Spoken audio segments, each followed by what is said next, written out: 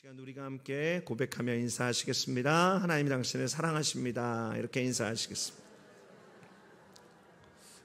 우리 전심을 담아서 우리 다시 한번 고백하시겠습니다. 하나님이 당신을 정말로 사랑하십니다. 아멘, 아멘, 아멘. 하나님이 우리를 정말로 사랑하십니다. 하나님이 우리를 진실하게 사랑하십니다. 그 사랑으로 함께 사랑하는 우리 워싱턴 순복음 제일교회 되시기를 바랍니다. 말씀의 제목이 복음에 사로잡힌 사람입니다. 이제 가을이 우리 곁으로 성큼 다가온 것 같습니다. 다음 주 화요일, 그러니까 17일이 추석입니다. 미국에 있으니까 그냥 추석이 잊혀진 명절이 되는 것 같습니다. 추석이 지나고 그 주일, 그러니까 앞으로 2주 뒤, 다다음 주가 여러분 무슨 날입니까? 우리 교회 야유회 있는 날입니다. 상반기에는 비가 왔는데 이번에는 꼭 좋은 날씨 주셔서 우리가 함께 주님 주시는 가을의 축복을 만끽할 수 있도록 함께 기도해 주시기를 부탁드리겠습니다. 그날 야유회뿐만 아니라 성경 퀴즈 대회도 함께 열립니다. 범위 알고 계시죠? 마가복음 그리고 사도행전. 열심히 공부하시기 바랍니다. 벼락치기 여러분 가능합니다. 여러분에게는 충분히 능력이 있습니다. 성경 퀴즈 대회 때는 단체상도 있고 개인상도 있고 행운상도 있습니다. 여러분 열심히 공부하셔서 준비된 풍성한 상품 다 받아가시는 은혜 있게 되시기를 바랍니다. 그날 어쩌면 문제로 나올 수도 있는 이야기 하나 들려드리겠습니다. 오늘 우리가 함께 본문으로 읽은 이 디모데후서라는 편지를 기록한 바울, 그는 미쳤다라는 소리를 들은 적이 있습니다. 바울은 예루살렘에 잡혀 가이사라로 옮겨졌고 당시 유대를 다스리던 로마 총독이었던 벨렉스는 바울이 무죄하다라는 것을 알고 있으면서 유대인들의 환심을 사고자 아니면 혹 뇌물이라도 좀 받아보려고 바울을 가이사라 감옥에 2년 동안이나 감금하게 됩니다. 그렇게 2년이라는 시간이 지나서 로마로부터 벨렉스 대신에 새로운 총독 베스도가 부임하게 되고 그는 부임하자마자 2년 동안 묵혀 있었던 바울과 관련된 사건을 처리하고자 했습니다. 그 과정 속에서 바울은 자신의 일을 로마 황제에게 상소하게 되죠. 로마 황제시여, 나는 로마 시민권자이니 당신이 내 억울함을 풀어주십시오. 이렇게 호소하게 된 것입니다. 그렇게 바울은 로마로 갈 날을 기다리고 있는데 새로운 총독 베스도에게 인사를 하려고 아그리빠 왕, 정확히는 헤롯 아그리빠 2세입니다. 그 아그리빠 왕과 그의 불륜녀 버니게가 함께 찾아오게 됩니다. 참고로 사도행전 25장, 26장에 아그리빠 왕과 함께 그 이름이 나오는 버니게는 아그리빠 왕의 누나입니다. 그러니까 친동생과 함께 동거를 하면서 근친상간의 죄를 범한 부도덕한 여인이 바로 버니게입니다. 그뿐만이 아니죠. 이 여인은 엄청난 야망을 갖고 있었습니다. 그래서 후에 로마의 황후가 되려고 음란한 짓을 참 많이 했습니다. 이 버니게는 참 악한 여인이죠. 아무튼 당시 새로운 총독이었던 베스도는 바울을 불러서 유대의 문화를 잘 알고 있었던 헤롯 아그리빠와 버니게 앞에 그를 세우고 그들로 하여금 신문을 받게 합니다.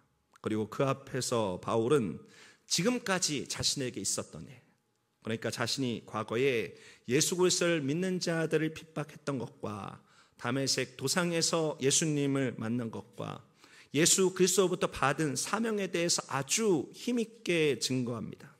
그리고 아그리빠 앞에서 힘있게 자신을 변론하는 바울을 본 베스도는 바울아, 너 미쳤구나. 너 정말 미쳤구나. 네가 가진 지식이 널 미치게 만들었구나. 이렇게 외쳤습니다. 이렇게 세상의 사람들이 볼 때 당시 권력자, 당시 똑똑한 사람, 당시 힘이 있었던 이 베스도의 눈에 볼 때 바울이 미친 것처럼 보였습니다. 하지만 이렇게 미친 것처럼 바울이 실상은 온전한 사람이었죠. 이렇게 바울은 복음에 사로잡힌 사람이었고 그는 미쳐버린 세상 속에 진짜 정상인으로 살고 있었던 것입니다. 한국말 가운데 미쳐야 미친다라는 말이 있습니다. 어떤 뜻입니까? 간절한 열망이 있어야 목적한 바에 도달할 수 있다라고 하는 것이죠. 그렇게 미쳤던 바울. 오늘의 말씀의 제목처럼 좀 부드러운 말로 표현하자면 복음에 사로잡혔던 바울은 이제 디모데후서의 말씀을 기록하고 있었던 이 무렵 이제 달려갈 길을 거의 다 다다르게 됩니다. 이제 떠날 시간이 가까이 오게 되었습니다. 이제 그는 자신에게 예비되어진 의의 면류관을 눈앞에 두고 있습니다. 하나님의 나라, 그가 사모했던, 그가 도달하고자 했던 하나님의 나라가 눈앞에 있는 것이죠. 하나님의 나라를 눈앞에 둔 바울은 그가 아들처럼 생각했던 믿음의 아들 디모데에게 이 말씀을 통해서 권면하면서 엄히 명하고 있습니다. 디모데후서 4장 1절 말씀을 다시 한번 보시면 하나님 앞과 살아있는 자와 죽은 자를 심판하실 그리스도 예수 앞에서 그가 나타나실 것과 그의 나라를 두고 엄히 명하노니. 여러분 우리말 성경에는 엄히 명하노니가 제일 뒤에 있습니다. 한국말은 중요한 말이 제일 뒤에. 여러분 히브리어는 헬라어는 어떻다고 얘기했죠? 헬라어 영어는 중요한 말이 제일 앞에. 여러분 원문을 보면 엄히 명한다라고 하는 말이 가장 먼저 나오고 있습니다. 여러분 이렇게 엄하게 명했다라고 하는 것은 바울이 디모데에게 겁주는 식으로 말했다라고 하는 것이 아닙니다. 여러분 사랑하는 이에게 떠날 날이 되면 어떻게 말하죠? 아주 단호하게 말합니다. 아주 엄숙하게 말합니다. 그리고 비장함을 느끼게 하는 권면으로 내 사랑하는 사람에게 마지막 말을 남기게 되죠. 그는 하나님과 장차 모든 일을 심판하실 그리스도 예수와 그가 이루실 나라와 그 모든 것을 두고 디모데 앞에 강력하게 그의 진심을 전하고 있는 것입니다. 그가 전하는 진심의 내용이 어떤 것이죠? 2절 말씀부터 나와 있습니다. 2절은 우리가 참 잘 아는 말씀이죠. 우리는 2절 말씀의 표면적인 의미를 너무 잘 알고 있습니다. 복음을 전하라라고 하는 것입니다. 이 표면적인 의미도 너무 중요합니다. 그런데 사실 이 말씀은 표면적인 의미도 중요하지만 그 내면의 깊은 의미 또한 굉장히 중요합니다. 이 말씀을 기계적으로 해석할 수 없는 것이죠. 이것이 마치 신앙의 퍼포먼스처럼 내 의지로 이루어질 수 있는 것이 아니다라고 하는 것입니다. 여러분 이전에 있는 말씀을 깊게 묵상하고 깊게 들여다보면 한마디로 바울은 디모데에게 미쳐라라고 말하고 있는 것입니다. 나도 미쳤으니 너도 미쳐라. 나도 복음에 사로잡혔으니 너도 복음에 사로잡힌 사람이 되라라고 말하고 있는 것이죠. 여러분 그도 그럴 것이 당시 복음을 전하려면 그냥 지식 전달 차원으로 전하는 것으로는 어림도 없었습니다. 지금이야 많은 사람들이 예수님의 이름을 알고 있지만 당시 대부분에 있는 사람들은 예수님을 몰랐습니다. 단 한 번도 들어본 일도 없는 사람이 허다했습니다. 그러니 예수님에 대해서 말한다라고 하는 것은, 예수님에 대해서 설명한다라고 하는 것은 굉장히 까다로운 일이죠. 또 그것은 당시 사람들이 듣고 싶어서 안달난 것이 아니었습니다. 바울이 이 복음을 전할 당시 예수님의 십자가는 유대인들에게는 부끄러운 것이었고 헬라인들에게는 미련한 것이었습니다. 또 이 복음을 받아들인다라고 하는 것은 죽음을 의미하는 것이기도 했습니다. 그러니 이 복음 굉장히 증거하기가 힘든 시대였습니다. 요즘도 그와 같은 도전에 부딪히는 것 같습니다. 요즘 이 시대의 복음은 세상의 사람들에게 시대에 뒤떨어진 인기 없는 것으로 받아들여지고 있습니다. 그러니 복음을 전하는 사람이 복음에 사로잡히지 않고는 완전한 복음을 큰 확신 가운데 선포할 수 없는 것이죠. 여러분 제가 오늘 말씀의 제목도 그렇고 계속해서 복음에 사로잡힌다라는 것을 말씀드리고 있습니다. 여러분 이렇게 복음에 사로잡힌다라고 하는 것 여러분들에게 어떻게 생각되어지십니까? 요즘 사람들은 좀 예수님을 살살 믿고 싶어 하는 것 같습니다. 바울처럼 막 예수님에 미치고 복음에 사로잡히고 싶어 하는 것 같지 않고 그냥 편하게 믿고 가볍게 믿고 싶어 하는 것 같습니다. 근데 사실 예수님을 그렇게 편하게 믿고 가볍게 믿고 대충 믿으면 여러분 사실 미쳐버린 이 이상한 시대 속에서 결국 예수님을 떠날 수밖에 없습니다. 유혹 가운데, 실족 가운데 예수님을 떠날 수밖에 없는 것이죠. 여러분 요한복음 6장 66절 말씀입니다. 그때부터 그의 제자 중에서 많은 사람이 떠나가고 다시 그와 함께 다니지 아니하더라.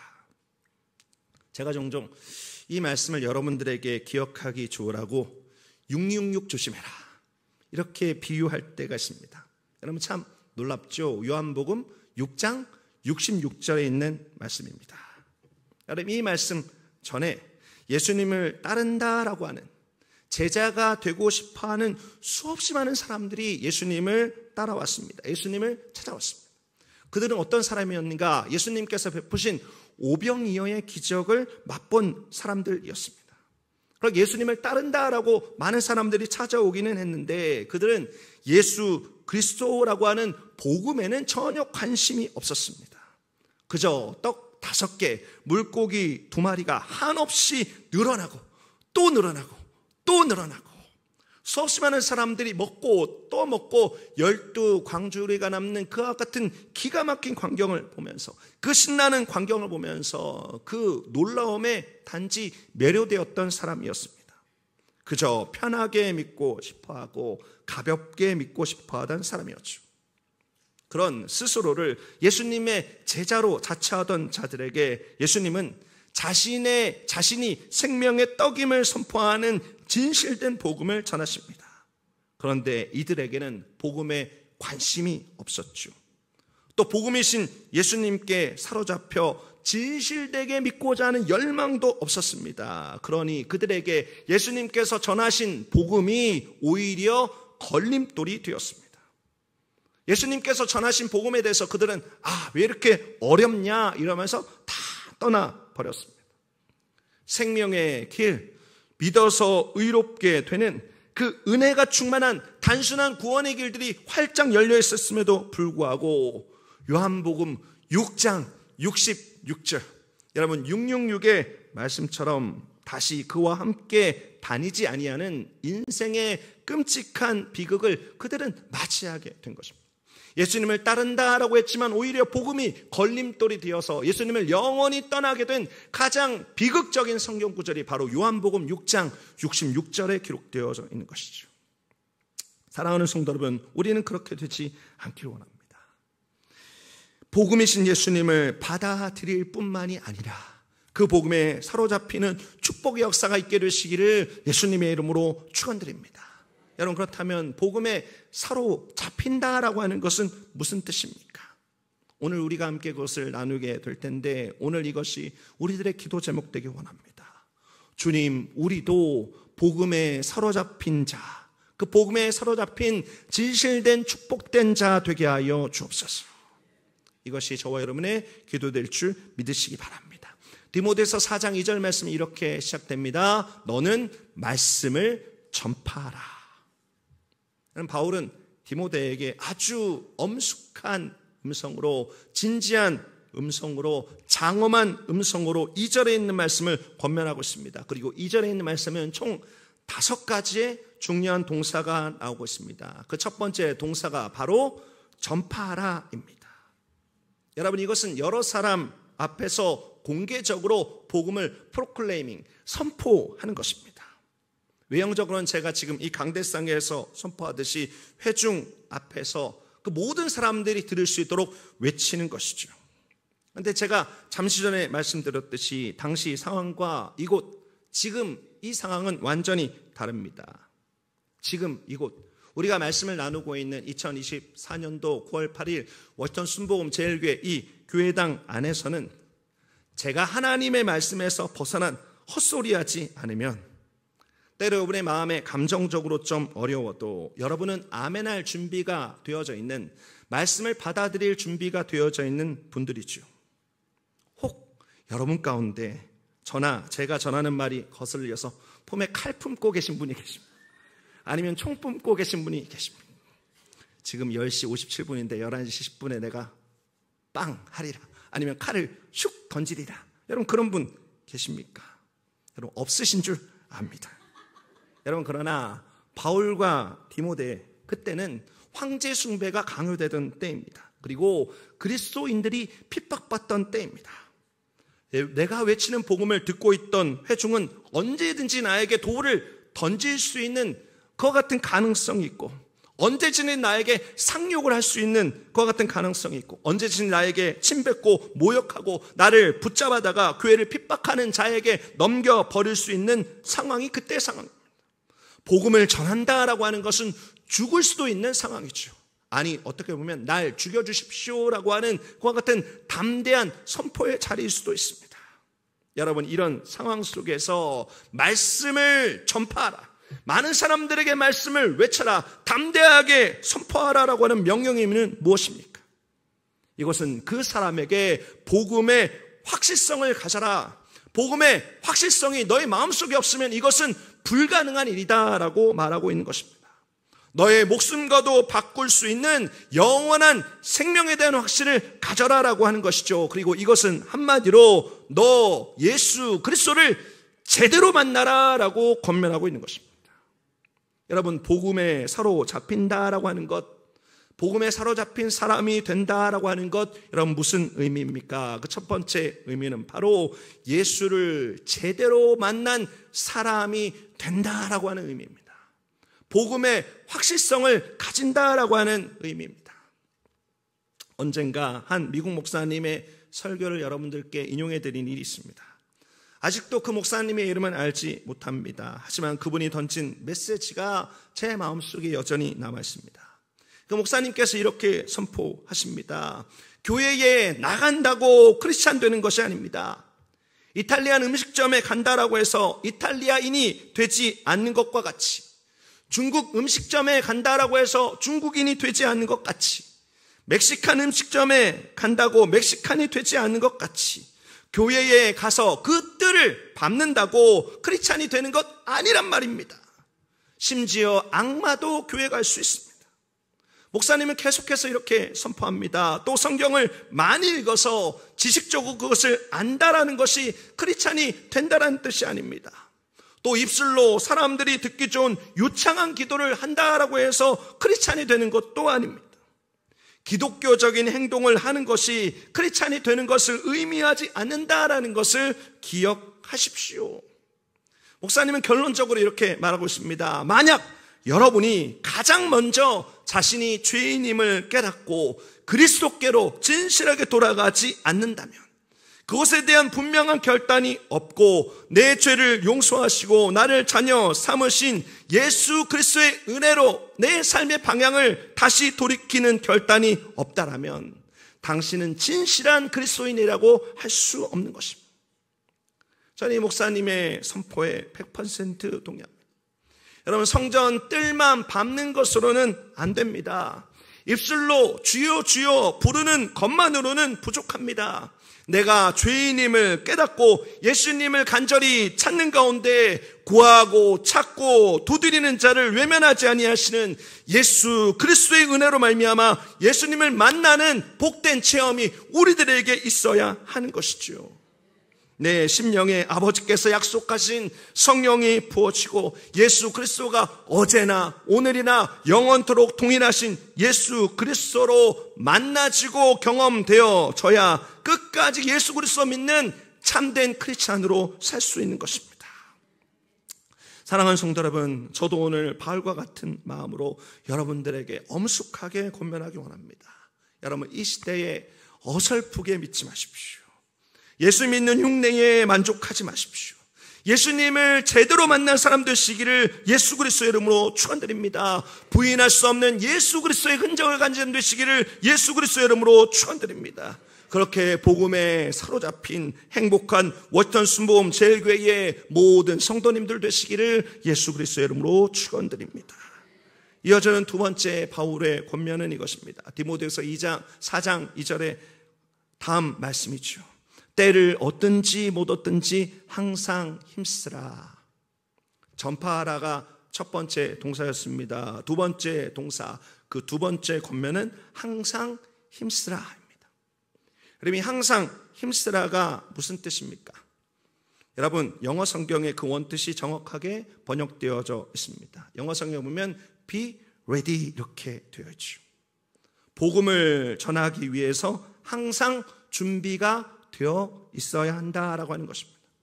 그것이 좋은 때이든지 아니면 아니든지 상관없이 그렇게 be ready, 준비되어야 한다라고 하는 것이죠. 저는 이 구절의 영어 성경 버전이 좀 더 제 마음속에 와 닿았습니다. 제가 가진 ESV 버전에는 be ready in season and out of season 이렇게 되어 있습니다. 한마디로 어느 때든 준비되어져 있어라. 어느 때든 복음을 전할 준비가 되어져 있어라. 여러분, 어느 때든 복음 전할 준비되려면 어떻게 해야 됩니까? 그냥 입술에는 다른 말 하지 않고 그냥 사형리를 늘 중얼중얼 거리면서 다니고, 주머니와 가방에는 전도지를 그냥 늘 꽉꽉 채워서 다니고, 손에는 항상 전도지 들고 있다가 카지노에서 카드 돌리는 사람보다 빠른 손으로 전도지 촥촥촥촥촥. 여러분, 이러면 준비되어졌다라고 할 수 있나요? 여러분, 아닙니다. 바울도 그렇게 하지 않았고 디모데도 그렇게 하지 않았습니다. 여러분, 그럼 오늘 말씀 가운데 주님께서 말씀하시는 깊은 의미, be ready. 여러분, 이것은 어떤 의미를 가지고 있을까요?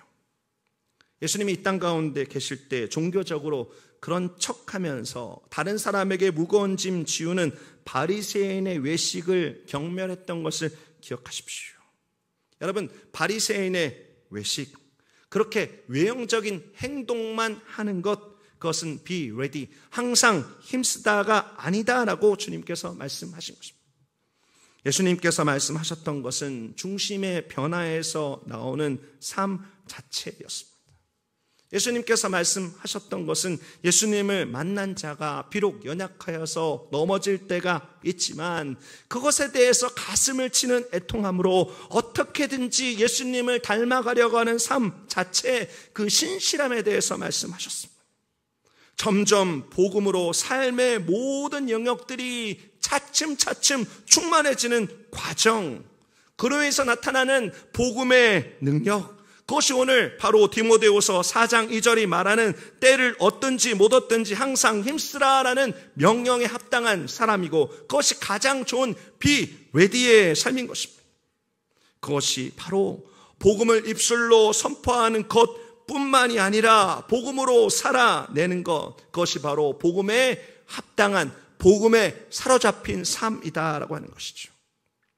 여러분, 이것을 어떻게 표현하면 좋을까요? 복음에 사로잡힌다라고 하는 것, 복음에 붙들림 바 된다라고 하는 것은 바로 예수로 충만한 사람이 되는 것입니다. 내 삶으로 증거되는 복음을 말하는 것이죠. 여러분, 이것에 모범이 되는 교회가 있었습니다. 바로 예수로 충만한 공동체였습니다.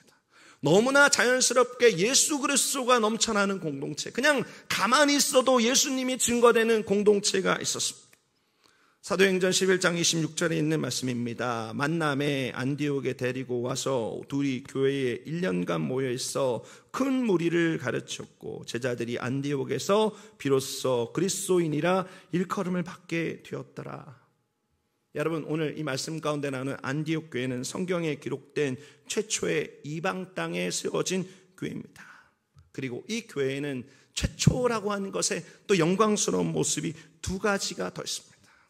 성경에 기록된 최초로 선교사를 파송한 교회였고, 오늘 말씀 가운데 기록되어진 것처럼 안디옥 교회에서 최초로 예수님을 따르는 사람이 그리스도인이라고 불려지게 되었다라고 하는 것이죠.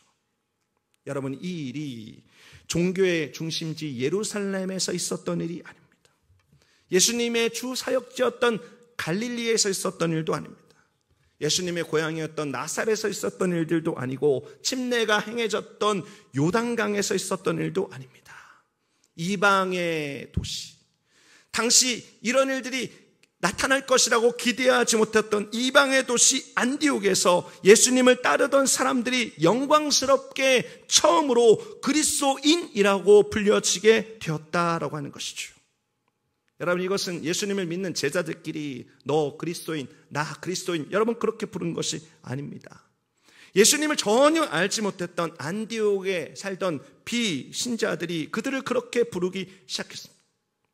처음에는 비웃음으로, 조롱으로, 경멸의 의미로 그렇게 불렀는지 모르겠습니다. 그러나 안디옥 교회 성도들의 모습은 그들에게 감동을 주었습니다. 모든 핍박들을 이겨내고 어려움을 이겨내고 기쁨과 사랑과 거룩과 영광이 넘쳐나는 안디옥 교회의 모습을 보면서, 그 성도들의 삶을 보면서 사람들은 점점 존중과 인정의 의미로 그들을 그리스도 예수를 따르는 자라고 불렀던 것이죠. 그리고 그 안디옥 교회는 모든 사람들에게 때와 상관없는, 상황과 상관없는 복음의 메시지 자체가 된 것입니다. 그 교회가 존재하는 것 자체로만도 예수님의 살아계심이 증거되어지는 복음의 능력이 넘치는 교회가 된 것이죠. 사랑하는 성도 여러분, 제가 여러분들에게 계속해서 강조해서 말씀드리고 싶은 것이 있습니다. 주님께서 원하시는 것은 완벽이 아닙니다. 주님께서 원하시는 것은 우리들의 마음의 중심이고 우리가 주님께 걸어나가는 과정입니다. 우리들의 삶 속에 나날이 충만해지는 삶을 통해서 그 길에 있는 우리의 부족하지만 하나님 앞에 기도하면서 하나님께 우리들의 삶을 맡겨드리는 그 삶의 태도를 통해서 하나님께서 복음의 능력을 나타내신다라고 하는 것이죠. 오늘 우리가 함께 기도하기 원합니다. 주님, 포기하지 않기 원합니다. 내 삶의 단 한 절만이라도 예수님을 닮아가는 은혜를 허락해 주십시오. 좁은 길로 가게 하시고 깊은 길로 가게 하시고 높은 길로 가게 해 주옵소서. 그래서 내 삶이 예수님의 편지가 되고 내 삶이 예수님의 향기가 될 수 있도록 주님 인도해 주십시오. 그렇게 함께 기도하며 내 삶 전체가 예수로 충만해지기를 간구하는 은혜 있게 되시기를 예수 그리스도의 이름으로 축원드립니다. 이제 2절의 나머지 말씀을 보겠습니다. 여기에 세 번째, 네 번째, 다섯 번째 권면에 담긴 동사가 있습니다. 디모데후서 4장 2절의 세 번째 부분의 말씀이지요. 범사에 오래 참음과 가르침으로 경책하며 경계하며 권하라. 바울의 세 번째 권면은 경책하라입니다. 경책이라는 것이 무엇이죠? 경책은 정신이 번쩍 나도록 외쳐서 각성시키는 것입니다. 때로 꾸짖는 방법을 사용해서라도 정신이 번쩍 나게 하는 것입니다. 네 번째 권면은 경계하라입니다. 경계하라 역시 책망하는 것입니다. 마지막 다섯 번째 권면은 권하라입니다. 권하라라고 하는 것은 격려하고 용기를 북돋아 주는 것입니다. 이 세 가지, 경책하고 경계하고 권하는 것, 여러분 이것은 마치 하나와도 같습니다. 바울은 디모데에게 너에게 맡겨진 영혼에 대해서 복음의 빛이요 볼 때 하나님의 뜻에서 벗어난 것, 삶에서 드러난 명백한 죄에 대해서는 타협 없이 단호하되 깊은 사랑으로 그 잘못을 반드시 바로 잡아야 한다라고 말하고 있는 것입니다. 여러분, 그와 같은 것을 하는 범위가 어떻게 되어져 있나요? 다시 한번 4장 2절에 있는 말씀 보면 범사에 이렇게 되어져 있습니다. 모든 일들 가운데, 우리들의 삶의 모든 일들 가운데 인내와 가르침으로 그것을 포기하지 않고 복음의 기준에 따라서 계속해서 그 작업을 해나가야 된다라고 하는 것이죠. 여러분, 이와 같은 것을 하려면 기준이라는 것이 필요합니다. 그냥 왔다 갔다 하는 기준이 아니고 기분에 따라서 바뀌는 기준도 아닙니다. 상황에 따라서 늘어났다가 줄어들었다라고 하는 기준도 아닙니다. 여러분, 기준이 왔다 갔다 하고 바뀌고 늘어났다 줄었다 하면 경책이라는 것이 되지 않습니다. 여러분, 이것이 없으면 바른 방향의 각성이 아니라 뚜껑이 열리는 분노가 서로에게 폭발합니다. 여러분, 경계도 되지 않습니다. 책망은 반발과 상처만을 남길 뿐입니다. 여러분, 권하는 것도 되지 않습니다. 기준이 없는 격려와 값싼 칭찬은 오히려 영혼을 스포일하는 그와 같은 독이 되는 것을 발견하게 됩니다. 여러분, 오늘 나누는 디모데후서 4장 2절의 권면은 말씀과 복음에 대한 것과 관계되어져 있습니다. 그러므로 이 권면은 어떤 뜻입니까? 너희가 인내와 가르침으로 경책하고 경계하고 권해야 되는데 기준이 필요하다. 그 기준이 바로 복음이고 복음의 본체이신 예수 그리스도라고 하는 것이죠. 변함없는 복음, 변치 않은 예수 그리스도. 여러분, 변하고 있는 시대들 속에, 급변하고 있는 시대들 속에 우리는 불변의 복음을 강력하게 붙들어야 하는 것입니다. 마지막으로 나누고 싶은 복음에 사로잡힌 사람은 어떤 사람인가? 바로 예수가 기준인 사람입니다. 복음의 눈으로 모든 것을 판단하는 사람입니다. 독일의 신학자 그리고 목사님인 보네퍼가 남긴 아주 유명한 말이 있습니다. 그는 이렇게 말했습니다. 미치광이 운전기사가 차를 몰고 가면서 인도로 돌진해서 사람을 마구 치어 죽일 때 교회가 할 일은 죽은 이들의 장례를 치르면서 유족들을 위로하는 것이 아니고 일단 버스에 뛰어 올라서 그 미치광이를 운전대에서 끄집어 내리는 것이다. 보네퍼 목사님이 이렇게 말했습니다. 이런 이유로 보네퍼 목사님은 유태인을 비롯해서 수백만 명을 인종청소라는 이름으로 학살하는, 가스실에서 죽이는 히틀러를 암살하기 위해서 청년 장교들과 함께 모여서 모의를 하다가 체포를 당하게 됩니다. 그리고 안타깝게 나치 독일이 패망하기 한 달 전인 1945년도 4월 9일에 사형을 당합니다. 당시 보네퍼 목사님이 선택했던 이 방법은 우리가 생각할 때는 다소 무리되는 것처럼 보이지만 그 상황 속에서는 정말로 고민을 많이 하고 정말로 깊은 근심 가운데 선택했던 방법이었습니다. 저는 보네퍼 목사님의 그 글을 생각할 때마다 이 시대 역시 미치광이 운전기사가 차를 몰고 인도로 돌진하는 시대다라는 생각을 하게 됩니다. 저는 제가 말씀드리는 것이 어떤 정치 지도자를 말하는 것이 아님을 기억하십시오. 여러분, 오해하지 않으셨으면 좋겠습니다. 여러분, 이 시대의 모든 사람들이, 이 시대의 많은 사람들이 예수님이 아닌, 복음이 아닌 다른 것으로 운전대를 붙잡고 마구 틀어대고 있는 것들을 보게 됩니다. 그러니 이 세상이 엉망이 되고 있는 것이죠. 얼마 전에 있었던 일입니다. 4월 9일 조지아 애틀란타 외곽에 있는 한 고등학교에서 총기 난사 사고가 발생했습니다. 요즘 미국에 그와 같은 일들이 많이 발생하니까 우리들의 관심에서 좀 멀어진 듯한 느낌이 있습니다. 그 일을 통해서 교사 2사람, 학생 2사람이 사망했습니다. 최소 9명이 부상을 입은 일이 있었습니다. 총기를 난사한 콜트 그레이라는 이와 같은 남자 아이는 14살짜리 아이였습니다. 근데 정말 이해가 안 되는 것이 있었습니다. 이 아이에게 반자동 소총, 그러니까 우리가 잘 알고 있는 소위 말하는 M16 같이 그냥 당기면 다닥다닥 나가는 그 반자동 소총을 크리스마스 선물로 사준 사람이 그의 아버지라고 하는 것입니다. 여러분, 근데 더 놀라운 것이 있죠. 이 콜트가 13살이 되던 작년에 이미 이 학교에 이 아이가 총기 난사를 예고하는 글을 인터넷에 올린 바가 있었습니다. 그래서 FBI에서 조사를 받았는데, FBI에서 와서 이 아이에게 권면하고 조사했는데 당시 증거가 불충분해서 수사가 종결되었죠. FBI는 수사를 종결하면서 그의 아버지에게 주의를 주었습니다. 아들을 계속해서 살펴주십시오. 그런데 이 아들을 심각하게 살펴야 되는 이 아버지가 정말로 말도 안 되게 지난 크리스마스 때 반자동 소총, 실탄이 발사될 수 있는, 사람을 죽일 수 있는 살상용 무기를 크리스마스 선물로 사준 것입니다. 여러분, 저는 이 일을 어떤 정치적 진영의 논리로 이야기하고 싶지 않습니다. 사람이 죽었고 그것도 아무 잘못이 없는 무고한 사람이 죽었습니다. 그 생각과 사상이 어떻든지 총기 난사를 예고한 아들, 그리고 미성년자에게 크리스마스 선물로 반자동 소총을 사준 아버지가 누구가 정상이라고 이야기할 수 있겠습니까? 여러분, 이뿐만이 아니죠. 여러분, 이 세상은 자신의 생각에 오른 대로, 자신의 소견에 오른 대로 핸들을 붙잡고 돌려대는 사람으로 인해서 수없이 많은 사람들이 희생당하고 아픔을 겪고 고통당하고 있는 것들을 보게 됩니다. 제 마음속에 간절한 소망이 생깁니다. 이제 제발 이 세상에 있는 모두가 운전대에서 손을 떼고 우리 버스의 운전대를 예수님께 맡겨드렸으면 좋겠다. 우리들의 모든 기준을 이제 내려놓고 예수 그리스도 그리고 복음이라는 기준으로 다시 판단했으면 제발 너무 좋겠다. 여러분, 그것이 이 시대의 참된 평화와 참된 질서를 가져다 줄 것을 우리 모두는 믿는 것이죠. 여러분, 그렇다면 오늘 이 시간 그 일을 우리부터 하기 원합니다.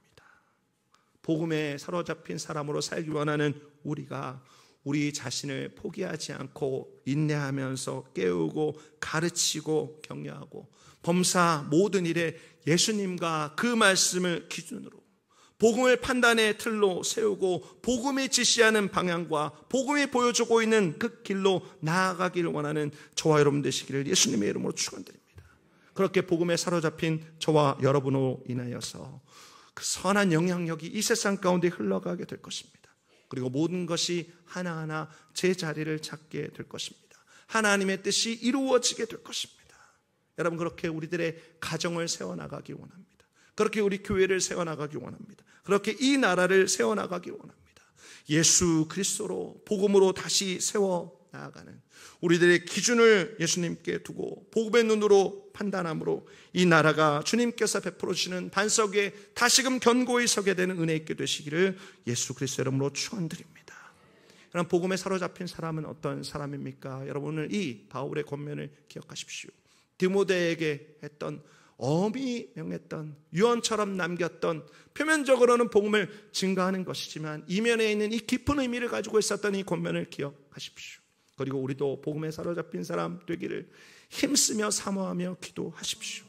복음에 사로잡힌 사람은 예수를 제대로 만난 사람입니다. 예수님을 어설프게 만난 사람입니다. 성전뜰만 받고 예수님만 주여주 부르는 사람이 아닙니다. 예수님을 인격적으로 만난 사람입니다. 그래서 복음의 확실성을 가지고 있는 사람, 또 복음에 충만한 사람, 복음에 사로잡힌 사람은 어떤 사람입니까? 예수로 충만한 사람입니다. 비록 연약하지만 몸부림치는, 애통하는, 그 가슴치는 하나님 앞에서의 간절한 사모함을 통해서 내 삶으로 증거되는 복음의 능력이 있는 사람입니다. 또 복음에 사로잡힌 사람은 어떤 사람입니까? 예수가 기준인 사람입니다.